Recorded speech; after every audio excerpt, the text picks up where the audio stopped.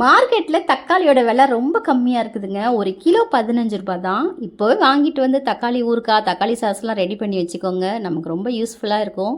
நான் இன்றைக்கி ஈஸியாக தக்காளி சாஸ் எப்படி செய்கிறதுன்னு சொல்கிறேன்.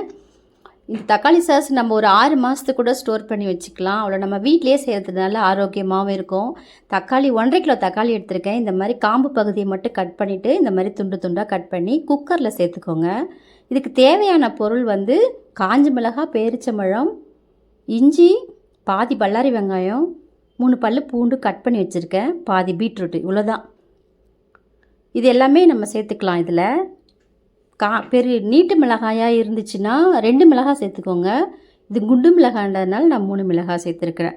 இப்போ பேரிச்சம்பழம், பூண்டு, இஞ்சி, பீட்ரூட், ஒரு 3/4 ஸ்பூனுக்கு உப்பு சேர்த்துட்டு 150 கிராம் வெள்ளை சர்க்கரை சேர்த்துக்கோங்க, ஜீனி.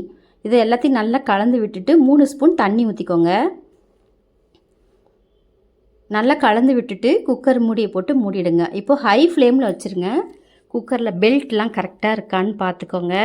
குக்கர் நல்லா மூடிட்டு இந்த ஸ்டீம் வர வரைக்கும் வெயிட் பண்ணணும். விசில் உடனே போடக்கூடாது. ஸ்டீம் வந்துடுச்சு. இப்போது விசில் போட்டுட்டு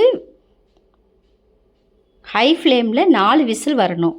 4 விசில் வந்தோடனையும் ஃபுல்லாக ஏர் அடங்கின பிறகு ஓப்பன் பண்ணி இதை வேறு ஒரு பாத்திரத்தில் நல்லா ஆற விட்டுடுங்க. நல்லா ஃபுல்லாக ஆறணும். நல்லா ஆறிடுச்சு. இப்போது இது நல்லா ஆறிடுச்சு. இப்போது மிக்ஸி ஜார், ஒரு பெரிய மிக்ஸி ஜாராக எடுத்துக்கோங்க. ஆறினதெல்லாம் நம்ம மிக்ஸி ஜாரில் சேர்த்து நல்லா நைஸாக அரைச்சிக்கோங்க. நம்ம வீட்டிலே பண்ணுறதுனால தைரியமாக கொடுக்கலாம் குழந்தைங்களுக்கெலாம். நம்மளும் சப்பாத்திக்கெலாம் அவசரத்துக்கு சட்னிலாம் அரைக்கலைன்னா சப்பாத்திக்கெலாம் வச்சு சாப்பிட்லாம். ரொம்ப நல்லாயிருக்கும். அரைச்சது எல்லாத்தையும் நம்ம இந்த மாதிரி வடிகட்டிக்கலாம். ஊற்றின பிறகு கொஞ்சம் கூட சொட்டலை, பார்த்திங்களா? நல்லா வந்திருக்கு தக்காளி சாஸ். இப்போ சின்ன சின்ன ஓட்டை உள்ள ஒரு வடிகட்டியாக எடுத்துக்கோங்க. அதில் இந்த மாதிரி நம்ம அரைச்சதை ஊற்றி குழம்பு கரண்டி வச்சு நல்லா இப்படி கிண்டிகிட்டே இருந்தீங்கன்னு வச்சுக்கோங்க. அதில் உள்ள திப்பிலாம் வந்துடும் வெளியில். இந்த திப்பிலாம் வந்துருச்சு, பார்த்திங்களா? இப்போ எல்லா சாஸையும் அதை மாதிரி ஊற்றி வடிகட்டி எடுத்துக்கோங்க.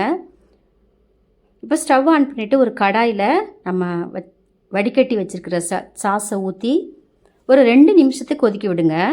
ஸ்டவ்வை நல்லா ஹை ஃப்ளேமில் வச்சுட்டு கிண்டி விட்டுக்கிட்டே இருக்கணும்.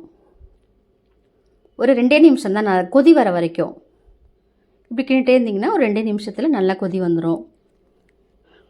கொதிக்கக்குள்ளே மேலே தெறிக்கும், கொஞ்சம் தள்ளி நின்றுக்கோங்க. கொதிச்சிருச்சு. இப்போ ஒரு 150 ml வினிகர் சேர்த்துக்கிறேன். 150 ml கொஞ்சம் கம்மியாக தான் சேர்த்துருக்கேன். கண்டிப்பாக வினிகர் சேர்க்கணுங்க.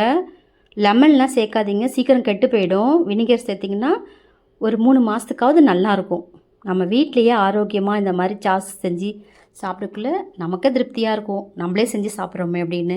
இந்த மாதிரி பாட்டில் நான் ஏற்கனவே சாஸ் வாங்கின பாட்டில் இருந்துச்சு. நான் அதில் இந்த மாதிரி புனல் இல்லை என்கிட்ட. அதனால் அந்த கவரை இந்த மாதிரி புனல் மாதிரி சுருட்டி நான் ஸ்டோர் பண்ணி வச்சுக்கிட்டேன். இதை வந்து ஒரு பிளேட்டில் ஊற்றி பார்த்திங்கன்னா அதை நம்ம கீழே சரணி இறங்காமல் இருக்கும். நல்லா இருக்குது சாஸு. ரொம்ப ஸ்வீட்டாக, காரம், உப்பு, புளிப்பு, காரம் எல்லாமே கலந்த மாதிரி அவ்வளோ ஸ்வீட்டாக இருக்குது.